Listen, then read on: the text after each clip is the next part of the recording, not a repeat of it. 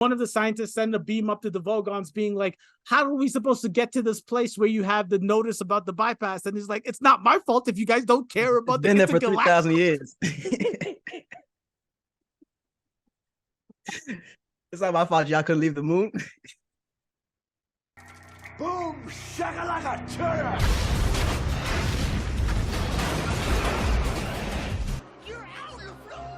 Welcome back to the Millennial Classics, y'all. My name is Q. We've got a special guest today. Mumbunga, how you doing today? I'm doing good, bro. It's very good to have you on. If you guys don't know, I want you to go back in our podcastography. What is the podcast version of filmography?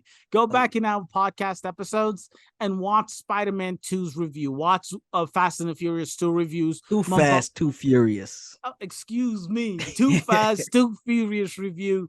And you'll see that Mumbunga has been on the Millennial Classics multiple times. And on this podcast, ladies and gentlemen, we talk about the best movies, music, and books. You heard it here. Books and culture-changing events from our generation. Mumbunga, tell us and tell the folks at home, what book are we doing this week? Today we're doing, in my view, it's top 2 and it's not 2. It's Hitchhiker's Guide to the Galaxy. Like all great books, you know, it's a short book. It's quick. You can get in and out. For me, you know, it's my favorite book because when I first picked this book up, I never read a book and like laughed out loud, like standing, just read like the first like page. So instantly, there's no other book like it. You literally stole the words out of my mouth. I swear to God, I have in my notes, I've never laughed out loud for a book. I swear to God, because that's the thing, right? Like when you reading comedy, it's a very weird situation reading comedy. There's this Have you seen the book Insidious something? I don't know. There's a different book. I'll pull it out later. But laughing at a book like that puts that writer on a different level from so many other people, because I've tried to read horror and I've tried to read comedy, and those things are very hard to do in book form. It's hard to be universal, where like everybody picks up the book and they're dying or like they're terrified. Exactly. You know, there's very few people that can do that.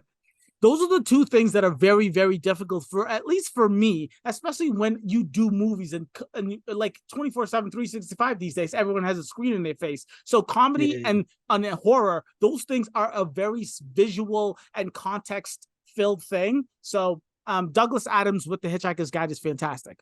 So, not to mention that comedy also changes. And this book is written 79 decades ago. Yes. And it's still hilarious. Fantastic. Mumbunga said it well. Hitchhiker's Guide to the Galaxy, that's the Millennial Classic that we're doing. And it's weird because I'm saying it's the Millennial Classic that we're doing. I think it's just a classic. Hitchhiker's Guide is it's a classic. Yeah. It's like a certified classic. That's the book. You know what makes a Millennial Classic? I'll tell you exactly what makes a Millennial Classic, bro. Talk to me. When you was reading at 3rd grade level in 6th grade, right? And you were going to those scholastic book fairs. This was like it wasn't the number 1 book that was stolen. That was those big ass Guinness Book of World Records. 100%. Everyone got a couple 2-3 years of those. Yes. I even know how people were stealing those big ass books. Humongous books. This was number 2 for me. Yeah. So that's the thing, like, and because we are going to be doing book reviews moving forward, it's very difficult for me to pick up a current book and then want to do a review on it. Book reviews are on a different level of time and effort that you need to put into it for it to be a well-drawn, a well-done review. So we are only going to do the great, and a lot of the time it's going to be certified classics, not Millennial Classics. But we are just here to remind y'all at home, y'all millennials and everybody else, to go back to the greats, and Hitchhiker's Guide is motherfucking one of those greats. Undoubtedly. It was released in 1979, but Mumbunga, this was your suggestion, right? So this was a first-time read for me. Mumbunga, tell the folks, before you did the reread for the review, what did you remember about the book? Because I've read it multiple times, right? I see. Over the years. So, and also because it's a trilogy of 5 books. I know you haven't read all of them yet. The first. Yep. Yeah, just the first. but I just remember it being insanely funny. It gets deeper. Like the older you read it, like when I read it as a kid, I was just dying because it was funny. Yep. But like when I read it later, then like there's like the underlying messages within it that you don't notice the first two times you read it. Going back to like reread it now, I mean, now I'm like, I never used to like analyze it, but now like reading a little bit further into it, so It's a little bit different than before. Yeah, and like I swear to God, I was like, I finished the book, and the first thing I texted Mambunga, I was like, Mambunga, when did you decide that this was your favorite book? The reason I asked is because it was so wacky, because it really is a very wacky, fun, like you have a good time reading it. Who really want to enjoy the good time reading it? The I great know. thing, the great thing about this book is you can pick it up, put it down constantly. Yes. Any point in time. I pick it up, forgot where I left off. I'll go back like 2 chapters and start from there again. Exactamundo.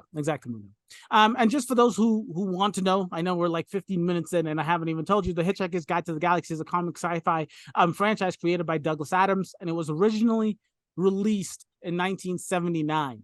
That was when the book was released. There was a radio series based. This book was based on the radio series, but there was a radio series that started in 1978. I did listen to the first like 6 or 7 episodes of that radio series, and just to let you guys know, if you just type it in on YouTube or anything and type in the Hitchhiker's Guide radio series, it is literally everything that's in the book, but it's only the dialogue and the actual passages from the Hitchhiker's Guide through the galaxy that's in this radio series. It's like a very Mambunga. Have you ever listened to the radio series? Did you ever try?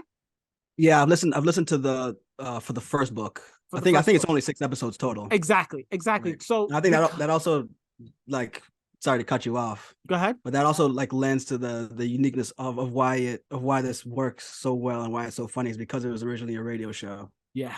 And I'm telling you, like, even if you don't want to read this book, I really do suggest listening to it, because you'll get everything that you need to know. There's a whole lot more that you will miss if you don't read the book. And if you like it, it's a great entryway, but you will find out everything. And the beauty of this book is, like Mambunga said, it's not about like, I want to know what the end of the story is, because that's not what this book is about. This book is literally enjoy your time reading it. It's such a fucking good time. Before I talk about Douglas, you just cracked the book, bro. That's literally the theme of the book. Before we actually get into talking about Douglas Adams, I did want to share my screen here, Mambunga, and I wanted to ask you, I know people say don't judge a book by its cover, but I'm like, fuck off. What are you talking about? That's how I pick books. Top 3, like, it's up there. This cover. So I want you to just like walk past it. So I don't know which one you've had, which one you read, but these are the top 3 covers. Can you see the screen? Yeah, I've had the first one and the third one. The third one is, I think, the most recent one. Exactly. And then the first one, I think, is the original. That's exactly right. You see, you guys, Mambunga, he knows his shit. Yes, no, that's exactly right. But looking at these covers, just judging, I know it's hard right now as people who read the book, but when you look at this cover, what comes to mind? What do you feel? How do you like this? Do you have a favorite? And do you have a favorite between the 3? Actually, I've had the first and third, but my favorite is the second one, because everything you need is in there. It's exactly. You get the Hitchhiker's thumb, you get in space, you know exactly what this book is about off the jump. And you know it's gonna be hilarious because you got this smiling moon, whatever. Yes. That smiling moon or planet or whatever it is also in the third one. I do like the first one. Did you read the physical? So when you read the Kindle version of the first copy, did it have the drawings? And does all of them have the drawings? Because I bought this. Can you see my screen? Yeah. Oh, you got the one with like all 5 books. I've actually never read that one. Okay, so if you do get the ones with the drawing in it, it is fantastic, because that is the drawing of Marvin. So if you're looking at the first book, this one right here, that is the drawing of Marvin. That's Marvin right there. I actually never made that connection. I did not know. Because I'm pretty sure, like, I saw the movie first before I read the book. The movie was 2005, right? I think so. Maybe 2004. I don't think I read the book till like 2006 or something. Okay. But also, yeah. So that's why I always like pictured like when I was reading the book, I was picturing like the the movie Marvin in the character. book. Yeah. Yeah. Okay, I see. But that, like, ladies, like, so these are the most popular book covers that they have these days. And I'm just saying, like, my favorite is also the second one. I think that it really does have everything. It's the Hitchhiker's Guide, and there's the dude who's like trying to hitchhike, and his hand is humongous, and it just brings you to the silliness. But after reading the book, I do love the fact that Marvin is in the first one. I really do like that because Marvin is that dude, or not. I got. When we get there, we gonna get there, bro. When we get there, we gonna get there. I hear you. So let's talk about this author. This is Douglas Adams. So Adams also wrote, his other works are Dirk Gently, Holistic Detective Agency, which was written in 1987. Oh, great. Just to cut you off there. Go ahead. Great. I don't know if you've seen it, but have you watched that TV show? The show based on that book, or the book based on that TV show? If you ever, there's two TV shows based on Dirk Gently. There's one like British version, then there's one with Elijah Wood. Oh shit, you're lying. Yeah. I think like both the like 2 seasons or something. They're like really short. So I didn't even know that, but can I just tell you, this man is fucking prolific. Hitchhiker's Guide started out as a radio series, became a book, and then became a movie. Dirk Gently's whatever was a book and then became a TV show, and now they have 2 versions of that TV show. Douglas Adams was a genius at what he did, and he did it like just beautifully. So when I get to the part where he ends up dying at 42, spoiler alert, it blows like crazy. It's insanity, bro. It's how did he do such great work and die at 42? Right? It's just fucking insane. It's insane. Like, what would the world be? What would sci-fi be if he was still around? And he was like, and the first book he actually like wrote as a book was the third one.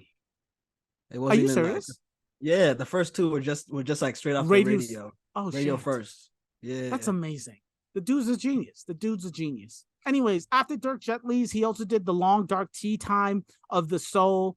He also co-wrote The Meaning of Liff, Liff, the deeper meaning of Liff. And those were both late 80s, early 90s. And then the last book he wrote was The Last Chance to Seed, which came out also in 1990. He did write a couple of episodes for the TV series Doctor Who. And he is one of only 2 people that have writing credits in the TV show The Monty Python. Exactly. He's one of only 2 people outside of the original. I don't know who the crew is that wrote Monty Python, but that's how good he is. One of 2 people in the entire series that has writing credits for that show. That's insane. It is insane. All those Monty Python dudes are like comedy legends. Exactly. Like the greatness, like just greatness. Like I said, he did die when he was 40. I'm sorry, I said 42. He was 49 years old. He died in 2001 from a heart attack, which was really, really shitty. And then on the 25th of May 25th, 2001, 2 weeks after Adam's death, his fans organized a tribute known as Tal Day, which has been observed every year since then. I'm pretty sure it's I was supposed to write down where it was. I think it's in like Austria. It's like some weird town. It was the place that he came. Yeah, I think that's Austria. Then, if it's the place where he like thought of the book. Yes, Austria. Yeah, yes, Austria. So there's a May 25th, May 25th every single year is Tal Day. If you are in Austria, you better bring out your talent. Also want to add that he came up with this book when he was drunk as shit. Yeah, it did say that. It did say that. It really did.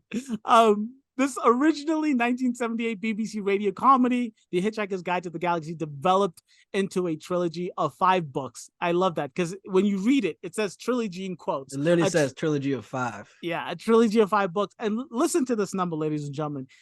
It sold, and this is Wikipedia, so I don't know when they have this number from, and probably much more now, but it sold more than 15 million with an M copies in his lifetime. So that's saying from 1978 till 2001, he sold 15 million copies, ladies and gentlemen.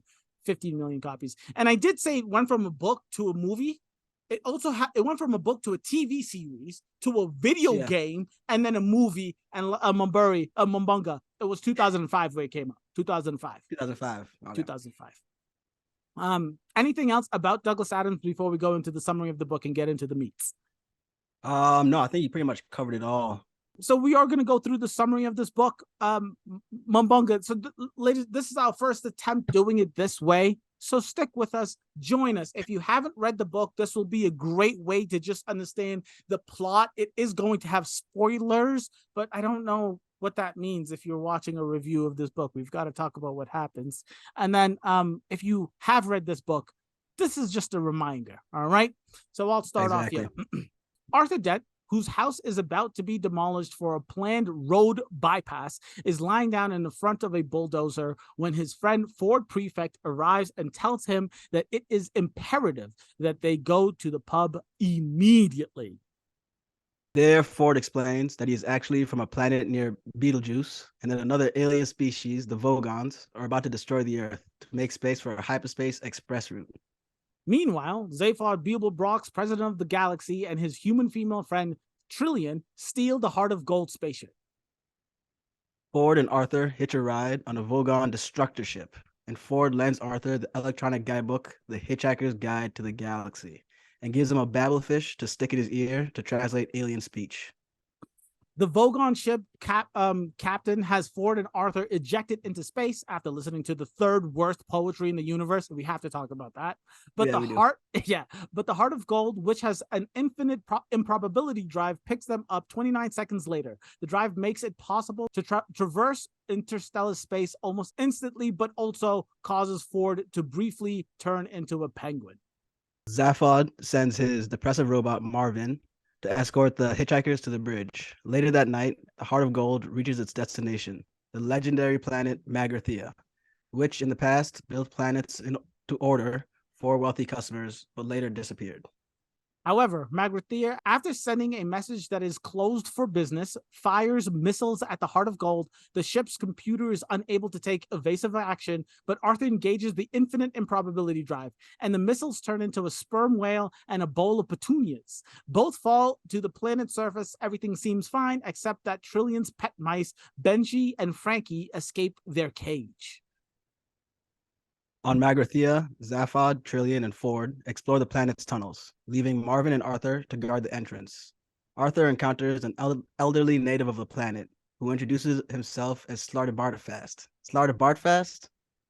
That's how I was saying it. Yeah, no, exactly. No, Slartibartfast. No, yes. I just realized when I'm reading this, it's all in my head and every pronunciation on point. when I'm reading out loud. It's the struggle. I hear you. I love it. Arthur encounters an elderly native of the planet who introduces himself as Slaughter and explains that the populace is not dead, but we're sleeping until the economy improved. They are now engaged in building a second Earth, having been commissioned by mice, which are really hyper-intelligent, pan-dimensional beings who had the first Earth built.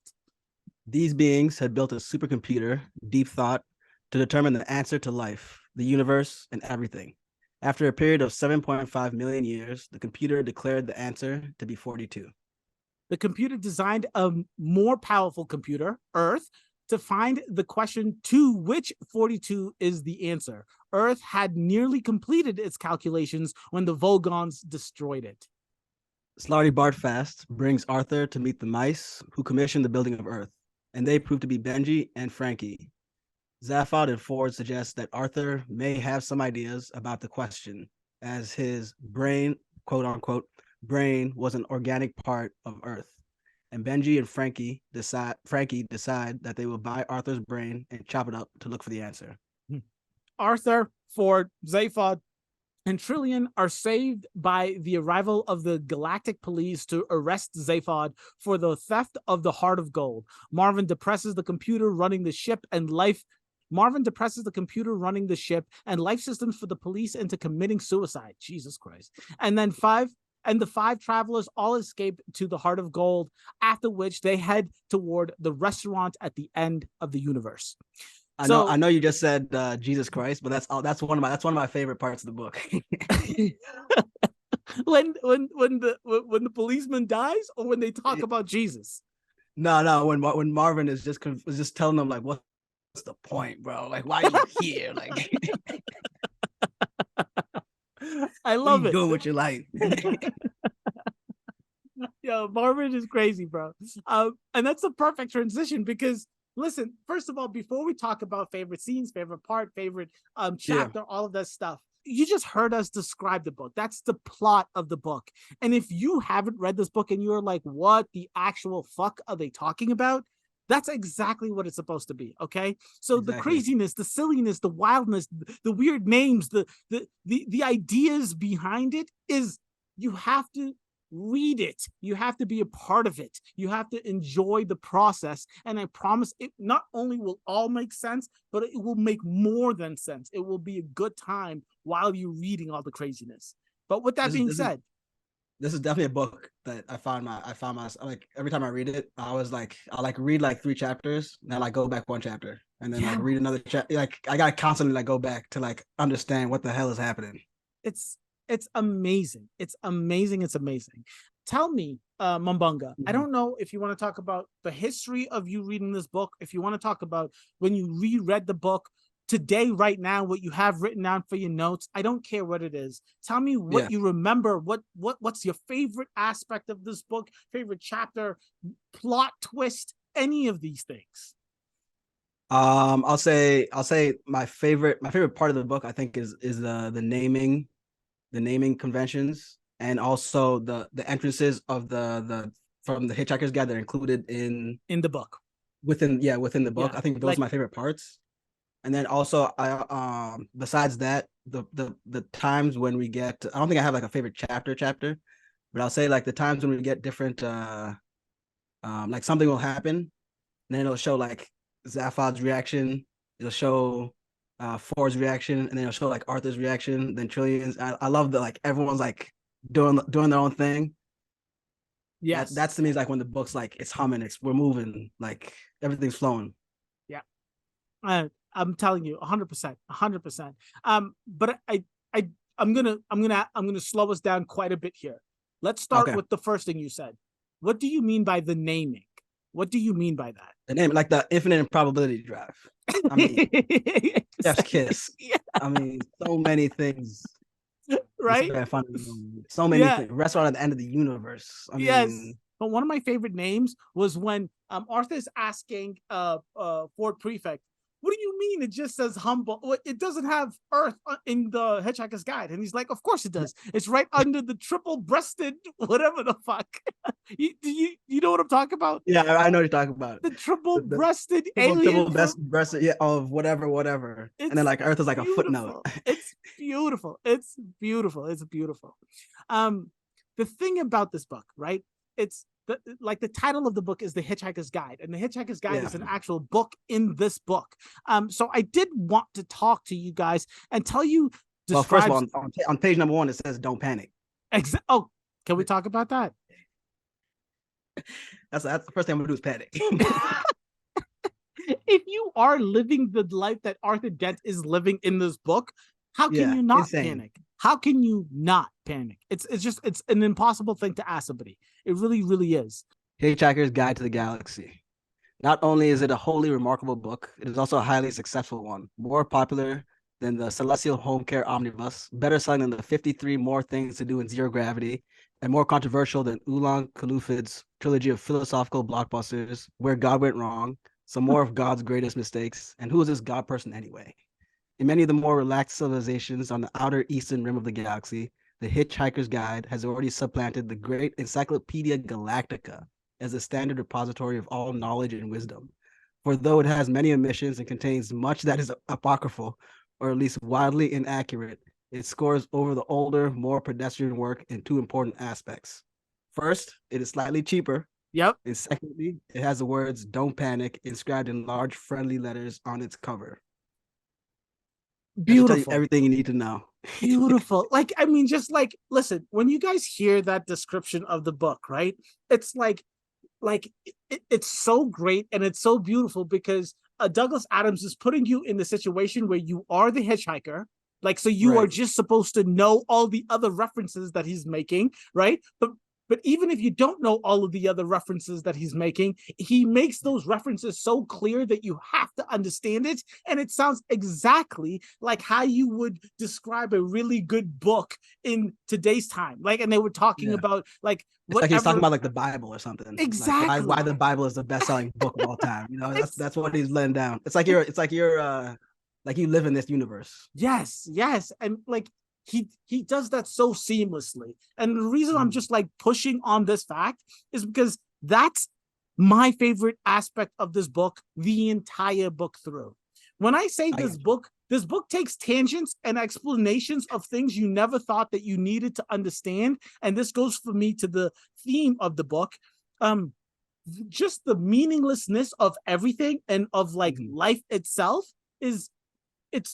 he does it so well, because any one of these like side aspects of like any one of these tangents that he takes throughout the book could be an entire encyclopedia itself, could be an entire sci-fi novel. Yeah, it could be an entire sci-fi novel itself, right? Like just listening to the description of what Mbunga just read, like what is the Encyclopedia Galactica, right? Just that question alone is an entire sci-fi series. If you didn't know, ladies and gentlemen, the entire sci-fi series, The Foundation by Asimov, the greatest sci-fi book of all time, the entire idea is the universe is going to explode, or the galaxy is going to explode, and there's these group of people that are trying to write down and keep humans' knowledge in like some safe box so it survives over the dead period of the universe, which would in this book would be like the Encyclopedia Galactica or the Hitchhiker's Guide of the Galaxy. And he does that as a throwaway passage, just as a description of something. Time and time again. All fucking the entire time through this book. And it's amazing. And when Mbunga, when you described it earlier as a situation where, what's it called? You had so much fun, and like going in the first time, you just thought it was really fun. Now going back to it now as an adult, you pick up on all of these things. Yeah. Like if you're not ready for the greatness in this man's writing, in Douglas Adams' writing, and if you're not here for the giggles, I promise you'll lose your mind, because each one of these passages are like existential crises that can just blow your mind up in like the perfect way he describes these things. I'm sorry for my rant, but I just that was great. I couldn't put it better myself. Yeah, it's so beautifully done. It's so beautifully done. Did you have anything to say like specifically about? Because you did say, you mentioned the meanings and the namings of stuff. You said something. I mean, the Heart of Gold. I mean, that's the greatest name for a ship, right? I mean, come on. The Heart of Gold. Tell us what the Heart of Gold is, please. Heart of Gold. Heart of Gold is the ship in the book that Zaphod Beeblebrox uses, President of the Galaxy, and he has actually stolen it. Yep. And it's the most advanced ship in the universe. And it carries the infinite improbability drive, which allows it to travel anywhere in the universe like that. Instantly.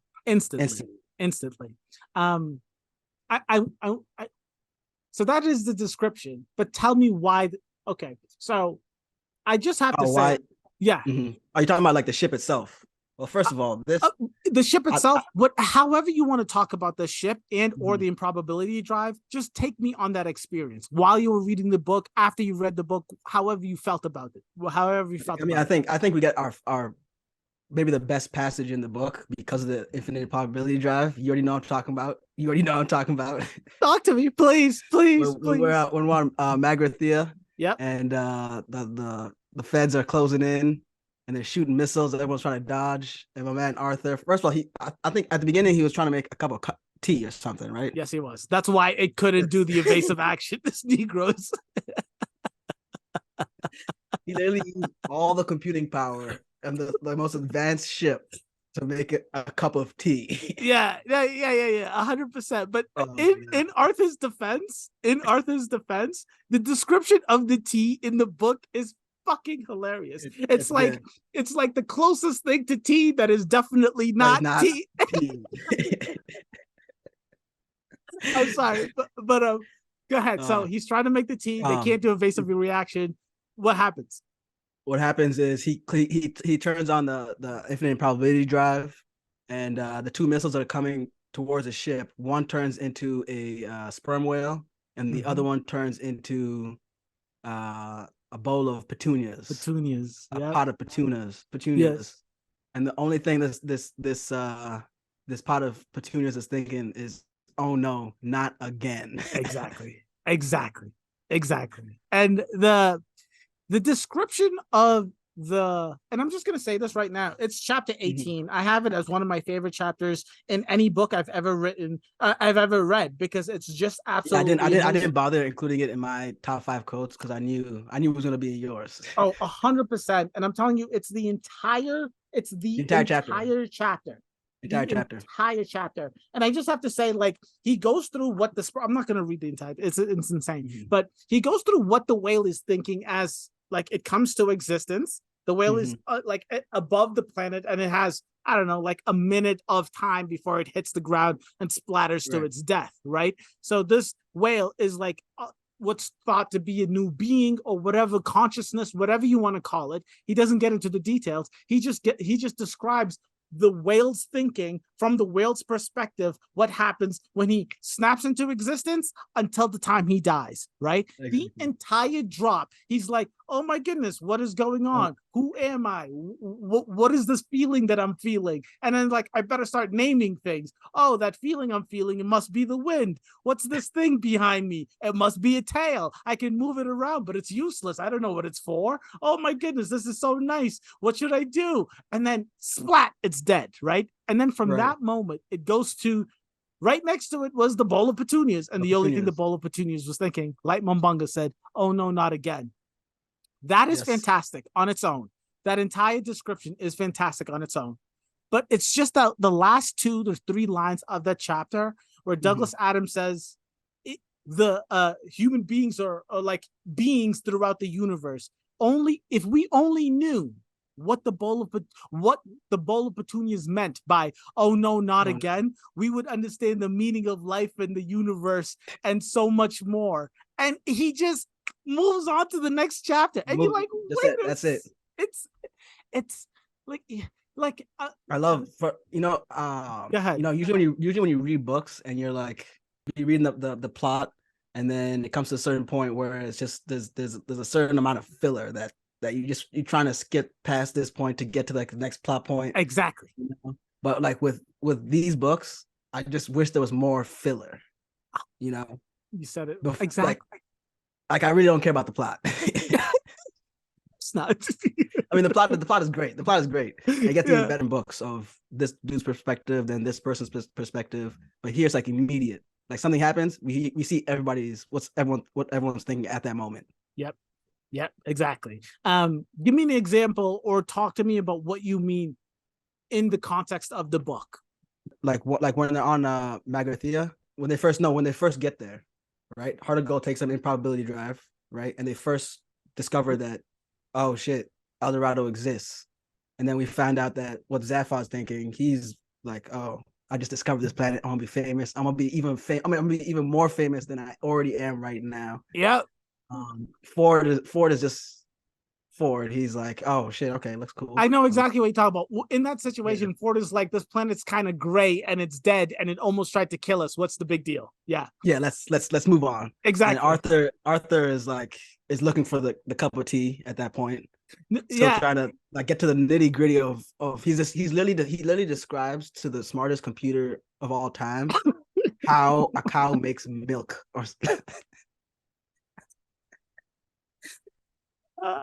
and how like tea leaves are picked. Exactly. Like, it's amazing. This man is you can't understand what he's trying to do. It's amazing. Yeah. No, and I know exactly what you mean, because it's really hard, right? You get into this world, and Arthur Dent is supposed to be the human perspective, right? Our perspective, the audience's perspective, right? But Arthur also goes off on these weird tangents, and like you really feel, and we'll talk about the characters in a little bit, you really feel for the other characters in the book. I love Fort Prefect because he is that middle ground before the insanity, craziness of Zaphod, and just the nitty gritty, like very like nitpicky aspect of Arthur, because he's so confused with what's happening, right? So like I'd almost say that Ford is kind of like the main character, right? I would say so. Because he's not he doesn't have he has a relationship with every single one of the main characters. He doesn't have a relationship with Trillian, but everyone just meets Trillian all at the same time. But like he is the connective tissue. He really is. Well, Trillian is my least favorite character by far, bro. Yeah. Serves like no purpose besides bringing I really besides wanted bringing to, the mice on board. Yes, I really wanted to ask, and like I don't specifically care about spoilers. Is she more important in the 4 later books? Not really until like the 5th one. Oh damn! Okay, like not spoiling. I mean, no, not really spoilers, but I mean, she kind of like pops in and out, but she's not really like a big focus until the fifth book. Because I just started the second book, because I was just like, I just want so much more of this. Like I want all of it, right? And it seems as though like after the first book, Zaphod is probably the main character, or is it still Arthur? I don't want to ruin it for you. Okay, all right. I don't want to ruin it for you. But that's a twist and turns, bro. Okay. So I do really appreciate the way that you describe the different perspectives of everything. And I do want us to take us all the way back to that first chapter. And it's a little easier to describe because it is just Ford, Arthur, and the bulldozer guy, right? And the book does this thing where it's so beautiful. It's Douglas Adams is so good at this, right? So he talks about the lineage of human beings and like this unconscious feeling that people have when he's talking about the dude who's bulldozing Arthur's house that gets this entire book started. And he's like, yeah, he's an ancestor from Genghis Khan. So that's why he has these weird feelings and sensations of wanting to chop off Arthur's head. But he does it in this most bureaucratic way possible because that is the world we live in today in 1979 when the book came out.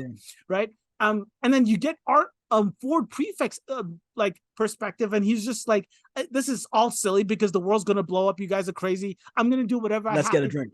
Let's go get a drink, right? And then you get Arthur's perspective where he's like, holy shit, my fucking house is gonna get like destroyed in minutes, right? So you get irony, bro.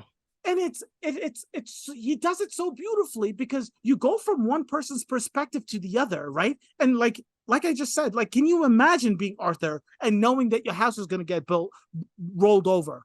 Of course, you're going to lie in the dirt in front of the bulldozer. If you look at Ford Prefect's perspective, he's like, the earth is going to get rolled over. Why are you wasting your time? Let's go get a drink. And then when you go through this third, like weird character's perspective, you just see it from this, like he's just having like an internal problem with himself, and he's taking it out on the people in front of him.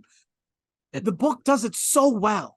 So well. It does it so well. And it's a big part of why I really enjoyed it. And it like really sends you in this book, and it does so in not a weird way. You're not confused, you're not lost. You can follow along very easily. It's also a great entry point into the book because right away we're getting like you see that his house is about to be bulldozed for a bypass.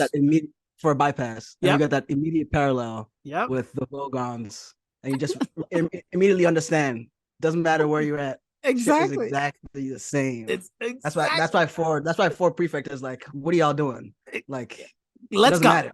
Yeah, let's go. Let's go get a couple of drinks and let's make it happen. Because it really is the same thing. And like he makes it super clear so you can't miss it, even if you are a kid reading this book. Yeah, because, I mean, that's an unmissable. It's unmissable analogy because he says Arthur's like, I didn't say it. The office is a real place. You made me go down in the basement. And then when the earth is about to get destroyed, one of the scientists send a beam up to the Vogons being like, how are we supposed to get to this place where you have the notice about the bypass? And he's like, it's not my fault if you guys don't care about been there for 3,000 years. It's not my fault y'all couldn't leave the moon. Right? It's like the bureaucracy is amazing. Before we get into the actual characters, I want to actually talk to you about the plot, right? And I'm just going to really quickly just tell you the plot is because if you Just a think about recap. it, of who's doing most of the action in the book, it's Zaphod. He's the one making things happen, right? He steals the heart of gold. The reason he steals it is because it's got this improbability drive that can get you from anywhere in the universe instantly without wasting time.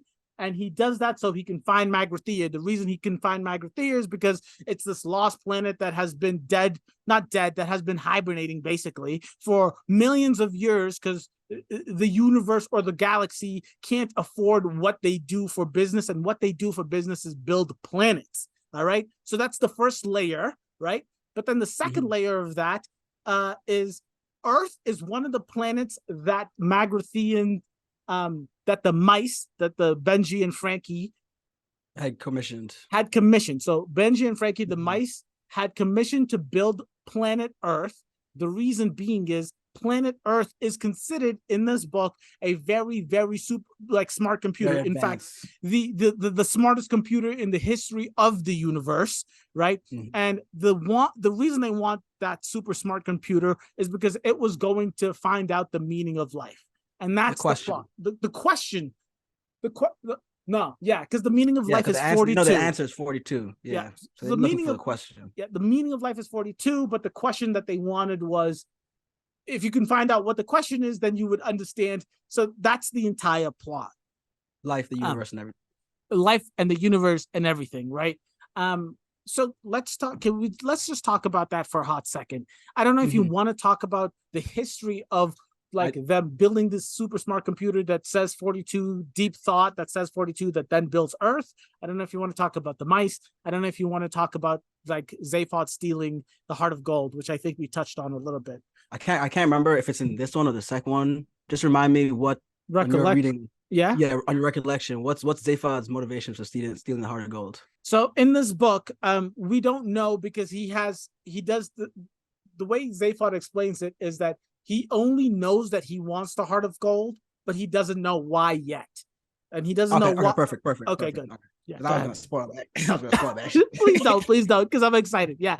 But we do find out in the book that he tries to figure out why, and he does a scan of his brain, and in his brain, they have the initials. Well, he has two heads. He does have two heads. Yeah. He has two heads. Yeah. He does have two heads.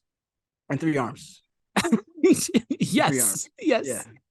Amazing to think about. If I remember correctly, he got the third arm so he could grab a third drink or something. I have no idea. Something like that. I can't remember. Whatever he did with the third arm to get the third drink, Zaphod Beeblebrox is the reason. He's the one who created, what's that? The Gurgle Blaster? The Pangalactic Gargle Blaster. Oh yeah. The strongest drink in the universe. Strongest drink in the universe, ladies and gentlemen. Go ahead. What did you think about the plot? Give me your thoughts about that plot. I'm almost hesitant to talk about the plot because you haven't read the later books. Gotcha. But we can still talk about it. I think it serves, especially in the first one. I think the plot is the least important. Exactly. Part. It's compared to the later books, because it's really like thrown right into it, and you're just trying to get into what the universe, what this universe is and how it functions, right? Exactly. And he goes really into detail as compared to the last ones, of like the bureaucracy of how it functions and why Zaphod is trying to do what he's doing. So I think for me the plot is one of my weaker points for this book. I don't know if that's what you thought, but no, that's exactly what I thought. And the reason I thought that is because it doesn't make sense, and it's so convoluted. Like, you heard us try to explain the plot to you, and it's very, very convoluted. But the point of it is, it's supposed to be that confusing. It's supposed to be a trilogy. Yeah. A 5-book trilogy.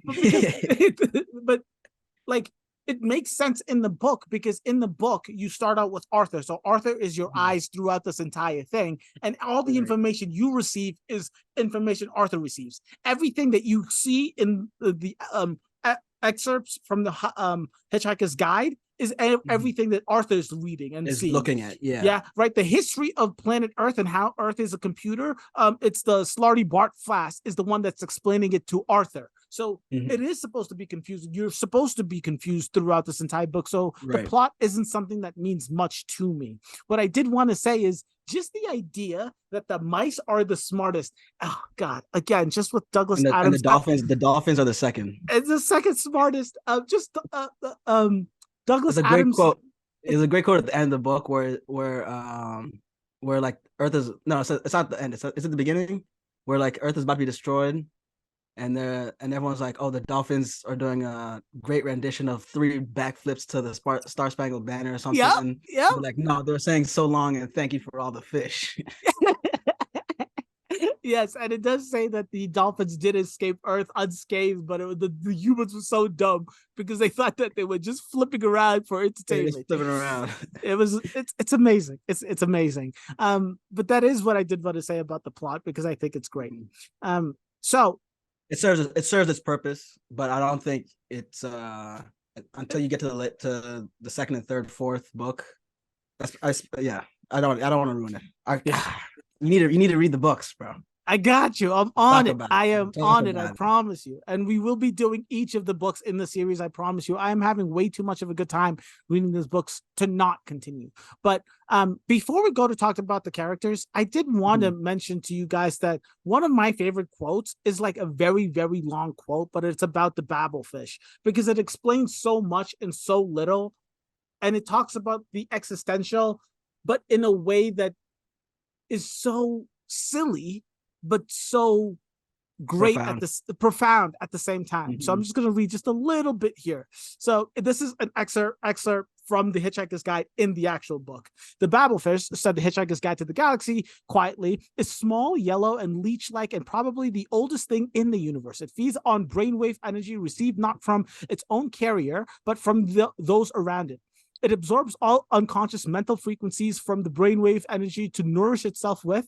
It then excretes into the mind of its carrier a telepathic matrix formed by combining the conscious thoughts frequencies with nerve signals picked up from the speech centers of the brain, which has supplied them. The practical upshot of all of this is that if you stick a Babelfish in your ear, you can instantly understand anything said to you in any form of language. The speech patterns, okay, so I'm going to skip that. So basically, that's what the thing is, right? That's what the Babelfish is. Now it is such a bizarrely improbable coincidence that anything so mind-bogglingly useful could have evolved purely by chance that some thinkers have chosen to see it as a final clenching proof of the non-existence of God. The argument goes something like this. I refuse to prove that I exist, says God, for proof denies faith, and without faith, I am nothing. But, says man, the Babelfish is a dead giveaway, isn't it? It could not have evolved by chance. It proves you exist. And so therefore, by your own arguments, you don't. Oh dear, says God, I hadn't thought of that, and promptly vanishes in a puff of logic. I mean, just like when I read that, I read it like 2 or 3 times over because I was just like, we have like there's entire industries. We have all of these religions. We are trying to find out like what this book is trying to find out, obviously, the meaning of life or whatever the fuck.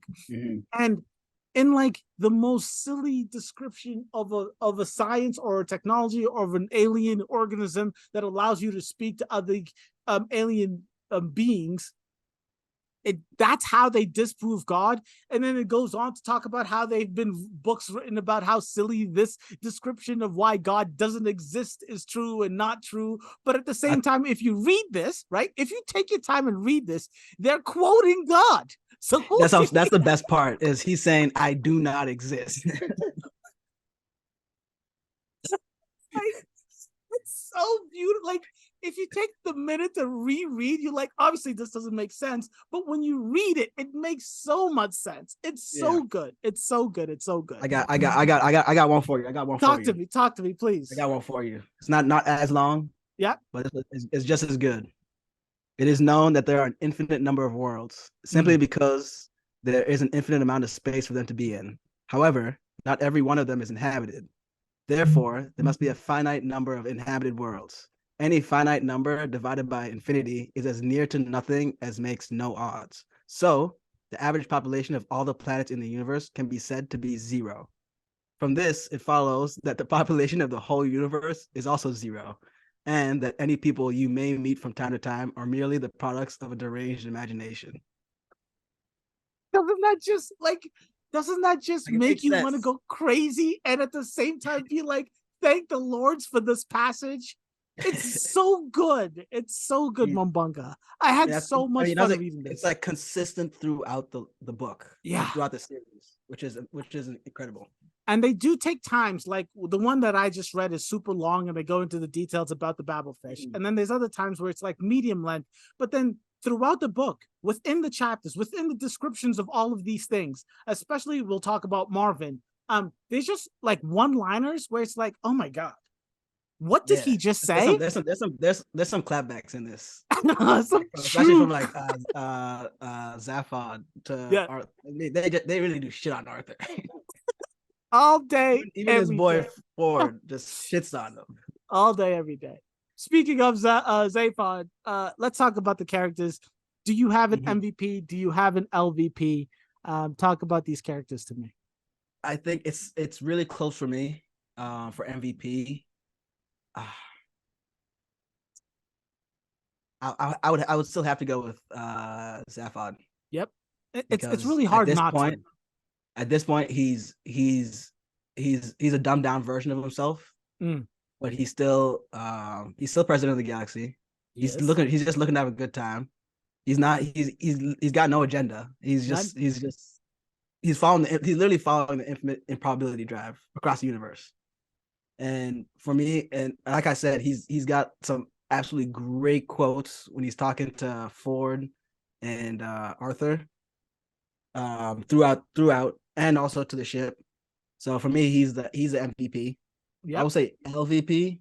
Trillion. You told us that. Yeah. It's not even close. It's not even close. And like, I hate to say it because it is Trillion, because you're not supposed to like Marvin, but Marvin is so unlikable, you love him, right? Because he is the pessimist that every friend group has. He's the downer that every person everyone knows a family member that's always talking about, like, shut the hell up, but at the same time, we love you for being here, because it's like, it's no matter what you're doing. Exactly. He's there to just find the negative.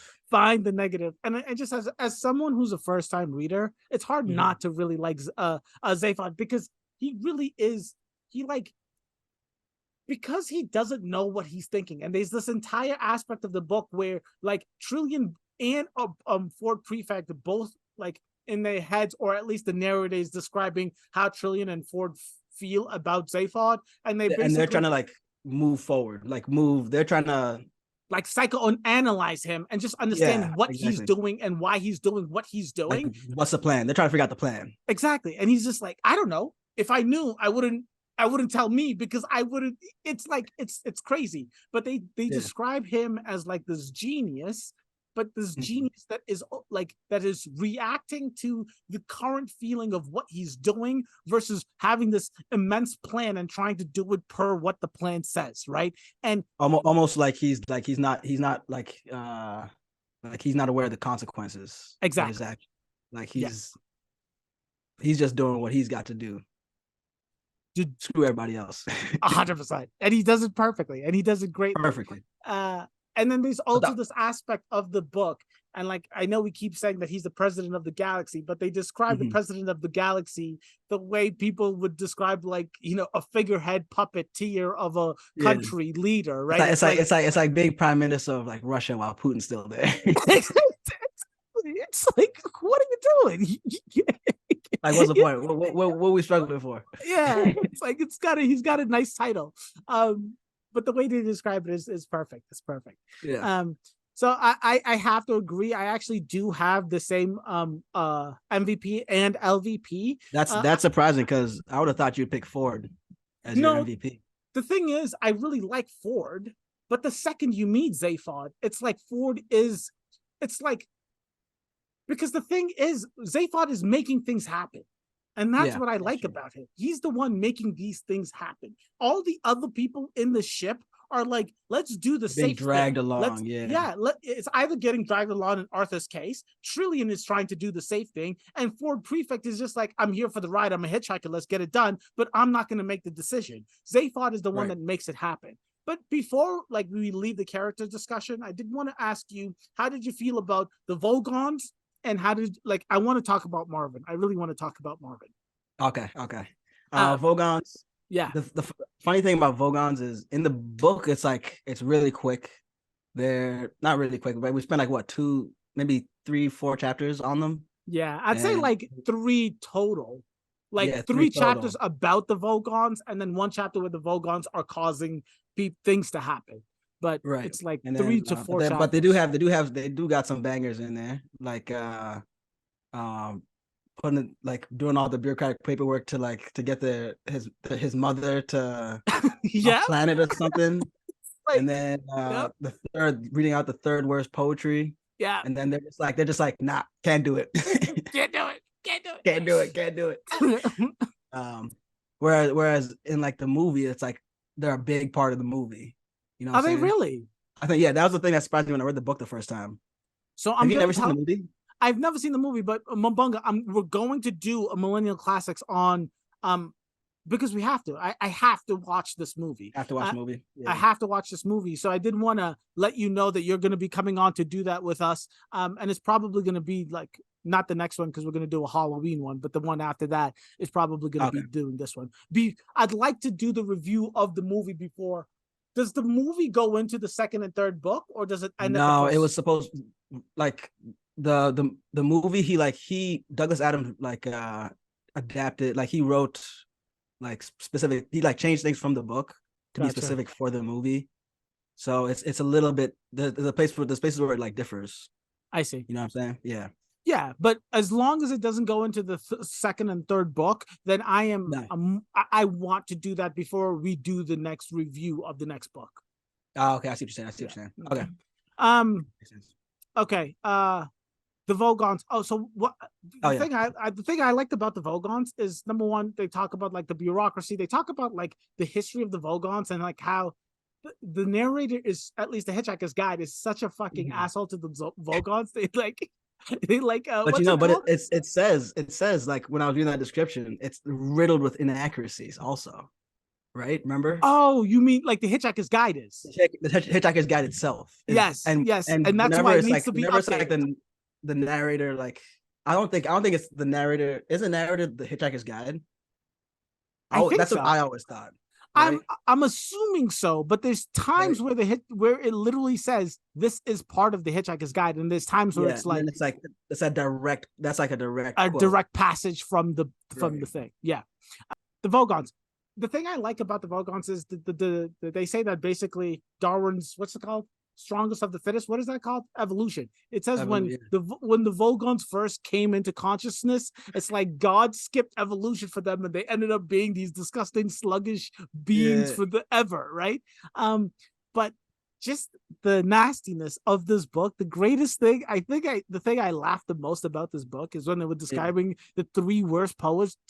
And they described the Vogons as the third. There's some weird alien person as the second, and they just pick some random ass British lady as the first worst. I feel like that's mad personal for Douglas Adams knew that person, was yo, I can't fuck you. Once read poetry to me and it was terrible. Let me put you in this book. That was definitely some kind of personal attack. I absolutely love that about the book. But the Vogons are silly. They're nice. And then Marvin. Marvin. Talk to me about why Marvin. I'm sorry. Go ahead. Marvin, I think he gets the right amount of book time. It's not too much. It's not because that his whole it can become too much, that whole pessimistic streak. Pessimistic downer thing. Tell me why you found him. I mean, I'm surprised he's not your MVP also. Yeah, the reason I like him so much is because the idea that Marvin is this very, very super smart robot, right? He comes as part of the greatest ship ever built in the universe. right? And then he has the most pessimistic attitude in the world, and he has the not superpower. Like everybody hates him, doesn't like talking to him. He's super annoying, but he has all of the answers. And then he saves the day at the end because he kills the cop's car that is necessary. He kills the feds that are coming, yeah. The feds that are coming, right? So he's integral to the story, but at the same time, nobody likes him. But he also doesn't like himself. And that just that aspect of like someone just like really not liking what's happening, but just powering through. And then there's this, it's not so much. So all of that is true. And that's why I like him, because he doesn't have a lot of screen time. He doesn't have a lot of chapter time, book time, words dedicated to him, but you understand him very, very clearly, right? He knows so much. He hates dealing with dumb people, and he hates life because it's so monotonous. There's just these one-liners that Marvin has constantly that makes you question life, that makes you say, is anything worth it? The meaninglessness of life, Marvin gets in like sentences, in just like one-liners. And a big part of that is like, when like just these one-line quippers, when Marvin's trying to go to sleep, it's like Marvin counted from 0 to 1,000,000,000,000 in like 10 seconds and then falls asleep. Marvin's like, what's the point of life? I've already seen every sunrise and sunset in the history of the universe. Like he just knows all of these things, and he just brings everything not back down to earth, but back down to reality. Like, stop being so crazy. I think for him, because he's seen it all, done it all, been there, done, like everything is, there's nothing there's no way for him, there's nothing for him to do. And there's nothing for him to learn. And then you compare that to the newly built ship, where all the doors, or like all the doors are like super positive. Yep. Because the ship is brand new. It's a pleasure to take everything's care exciting of to this. Yeah, everything's exciting to this ship, or to the doors. I mean, so they're like greeting everybody that comes through. So that's all I had, Mumbunga. I want to let you know if there's a quote that you wanted to just shout out, if there's any final thoughts that you had, any exciting things that you want people to know about the book that we haven't touched on. I think this was fantastic. Mumbunga, we did so fucking good. But anyways, before I got two quotes I got left. I got two quotes. First one is, the ships hung in the sky in much the same way that bricks don't. Just so simple. It's so simple. So and easy. Beautiful. You get it, like the imagery, you get it. Like, you understand that these ships look like bricks, but they just hang in the sky. That's it. You know, like, you know how people like in other like sci-fi books are like, oh, this ship was designed like this and this, and it's got, I don't know how to describe a spaceship, but you know what I'm talking about. They get like, into so like much whole, details, like, and they want you to understand how cool and futuristic it is. And in this man just said, it looks like a brick and it's not falling out the sky. And that's how everyone would describe it. Yes. And it makes perfect sense for a race that's like full of bureaucrats, where like they don't care what the ship looks like. Yeah, it's just serving the function. And then the second one is this is actually my favorite quote in the book, and it's Ford, surprisingly, not Zaphod. And it's my doctor says that I have a malformed public duty gland and a natural deficiency in moral fiber. Ford muttered to himself, and that I am therefore excused from saving universes. This man brought a doctor's note. To excuse his debauchery. Yes, it's beautiful. It's beautiful. It's beautiful. Since you decided to say, I know that you kind of touched on this, but I just really like the way Douglas Adams has written it. The introduction begins in the Hitchhiker's Guide like this: space. It says, it's big, really big. You just won't believe how hugely mind-boggling big it is. I mean, you may think it's a long way down the road to the chemist, but that's just peanuts to space. It's like, just even like hearing you say it, bro, just makes me die laughing, bro. It's so good, because it's like, yeah, I do think it's a long way to go to CVS. I don't want to drive down there right now, but it's so good. It's so good. It's so good. Is there anything that you would change about this book? That's such a that you would question. like to see, seeing as I mean, you haven't read the later. So what do you actually? You know what? I got it. Since you haven't read the later books, what do you think is going to happen?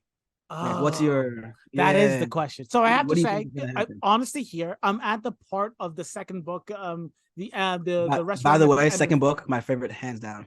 perfect. The universe, the restaurant at the end of the universe. Mhm.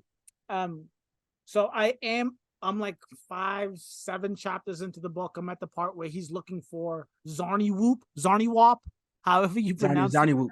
There you go, Yeah. Zarny Whoop. I'm at that part of the book. But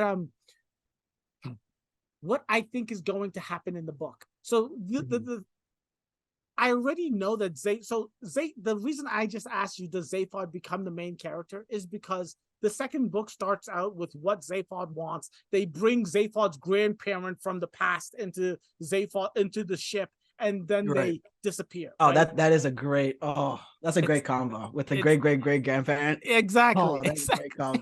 exactly. So I'm telling you, that's why I think he's the main character. So I'm not gonna lie. What I think is going to happen is we're Mhm. going to figure out. So the two big things about this book is, number Yeah. one, Earth was supposed to give us the meaning of life, or the Right. question to the meaning of That's life. that's a takeaway. That's Mhm. a huge thing. Earth was a supercomputer that was supposed to be give us the question to the meaning of life. Actually, you missed it. You missed it. You missed the main point. Was that Arthur somewhere in Arthur's Oh, so Arthur head, has a yeah. So Arthur is but it's subconscious. That's why they exactly wanted to dissect. dissect his head and put it, like, get all the Yeah. pieces together, right? So they could Mhm. actually find out what the question is. So because Earth is an organic aspect of Earth, so that's why. So that was like the big thing. Earth is the computer that had the answer or the question, however you want to phrase it.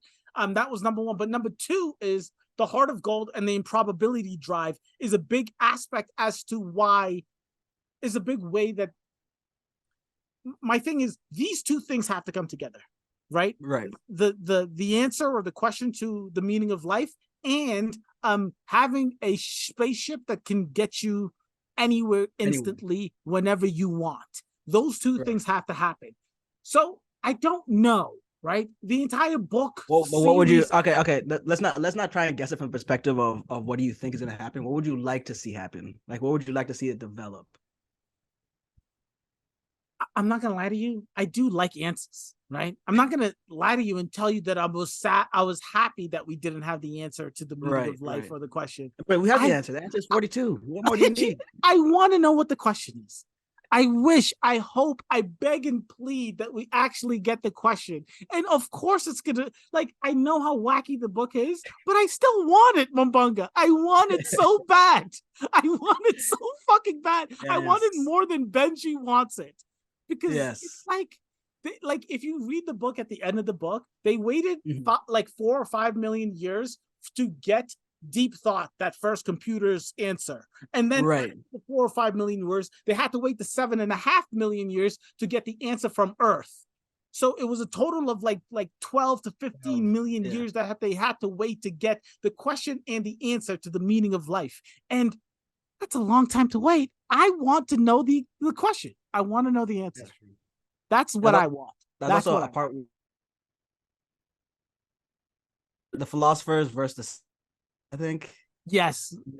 that was also a highlight for me. A beautiful highlight. Yes, because the philosophers are basically a union, and they're like, it's our job to figure out the questions and these big thoughts. And if you have a computer spit out the answer, we don't have a job. It's beautiful. It's beautiful. It's great. It's beautiful.